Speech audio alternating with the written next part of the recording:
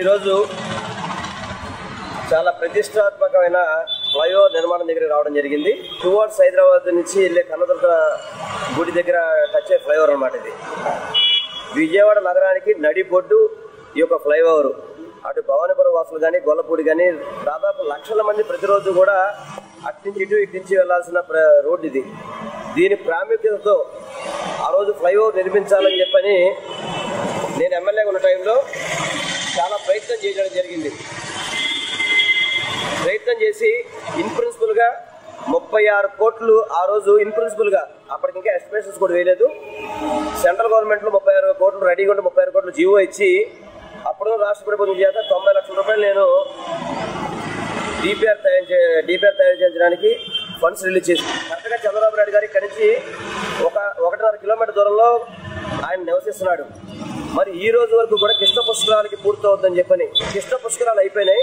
మళ్ళీ కృష్ణ పుష్కరాలు వచ్చేంతవరకు దీన్ని ఓపెన్ చేసే పరిస్థితి లేదు. కాకపోతే కింద లైట్లు చెట్లు వేసారు తప్ప ఒక ఫ్లైఓవర్ నిర్మించలేని ముఖ్యమంత్రి నేను అమరావతి నిర్మిస్తాను, పోలవరం నిర్మిస్తానని చెప్పని చెప్పుకుంటుంటే సిగ్గేస్తుంది.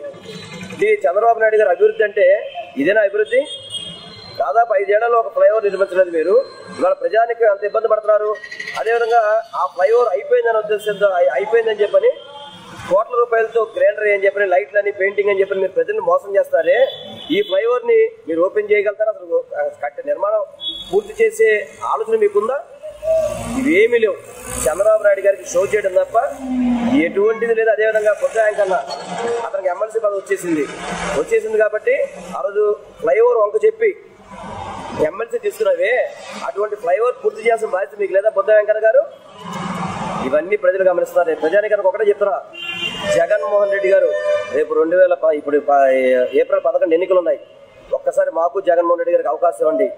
కరెక్ట్గా 1 సంవత్సరంలో, ఎందుకంటే వీళ్ళు చాలా పెండింగ్ పెట్టారు, 1 ఇయర్లో పూర్తి చేసి ఇది ప్రజలకు అంకితం చేస్తారు మన జగన్ గారి చేత. ఒక్కసారి గమనించండి. రాష్ట్ర ప్రజానికానికి బొత్స వెంకన్న కానీ, జలీల్ ఖాన్ కానీ, చంద్రబాబు నాయుడు గారు కానీ, కేసీఆర్ నాని గారు కానీ నలుగురు కూడా ఈ విజయవాడ సిటీకి ఏమీ చేసింది లేదు. అతను ఎంపీ అయ్యాడు, జలీల్ ఖాన్ ఎమ్మెల్యే అయ్యాడు, అదేవిధంగా వక్ఫ్ బోర్డ్ చైర్మన్ అయ్యాడు, బొత్స వెంకన్న ఎమ్మెల్సీ అయ్యాడు. వీళ్ళెవ్వరూ కూడా ఇక్కడ విజయవాడ నగరాన్ని పట్టించుకోవట్లా. ఈ కాంట్రాక్ట్ ఎందుకు నిలదీయరు? కమిషన్ తీసుకున్నారు. ఇదే కాంట్రాక్టర్ నిలదీసి వర్క్ చేస్తే కనుక కొంత తొందరగా అవుతుంది. ఎందుకు చేయట్లేదంటే వాళ్ళు కమిషన్లు దొండుకున్నారు వాళ్ళ దగ్గర. అందుకనే వాళ్ళు నోరు మెదపట్లేదు. తప్పకుండా జగన్మోహన్ రెడ్డి గారు ముఖ్యమంత్రి అయితేనే ఈ యొక్క ఫ్లైఓవర్ నిర్మాణం పూర్తవుతుంది. అది కూడా సంవత్సర కాలం లోపే దీన్ని ప్రజలకి అంకితం చేసే విధంగా ముందుకెళ్తామని తెలియపరచుకుంటూ ఒక్కసారి ప్రజానికానికి గుర్తుపెట్టుకోండి. తప్పకుండా ఫ్యాన్ గుర్తుకోండి, ఓటేయండి, జగన్మోహన్ రెడ్డి గారిని గెలిపించండి. పశ్చిమ నియోజకవర్గానికి అభివృద్ధి దిశలో నడపడానికి జగన్మోహన్ రెడ్డి గారి సారథ్యంలో మీరందరూ కూడా సహకారం చేయాలని చెప్పని మీ ద్వారా ప్రజానికానికి కోరుకుంటున్నాను.